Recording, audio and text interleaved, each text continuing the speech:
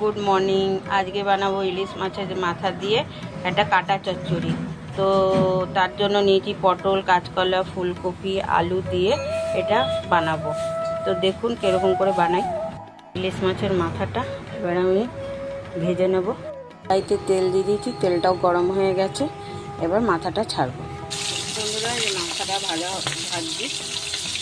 ভাজা হয়ে গেছে। ওই কড়াইয়ে তেলের মধ্যে দিয়ে দেবো কাঁচা লঙ্কা আর কালো জিরা দিয়ে দিয়েছি, দিয়ে হলুদ দিয়ে দিলাম। সব সবজিগুলো এবার ভালো করে একটু ভেজে নেব ঢাকা দিয়ে। বন্ধুরা আমার ভাজা হয়ে গেছে। অল্প টমেটো দিয়েছি, আরেকটু ভাজে নিয়ে মাথাটা দিয়ে আমি একটু হালকা চিনি দিয়েছি। চিনি দিয়ে এবার একটু নেড়ে নিয়ে আমি এটা নামিয়ে দেবো। তো বন্ধুরা কেমন হয়েছে কমেন্ট করে জানাবেন। কি রান্না করেছি দেখুন। এটা হচ্ছে ইলিশ মাছের মাথা দিয়ে একটা চচ্চড়ি করেছি, ডিম বানিয়েছি, কুঁদরি আলু ভাজা করেছি, ডাল করেছি, আর ভাতের মধ্যে একটু আলু সিদ্ধ দিয়েছি। তো এই হয়েছে আজকে আমার রান্না। তো কেমন হয়েছে কমেন্ট করে জানাবেন আর লাইক শেয়ার করে দেবেন।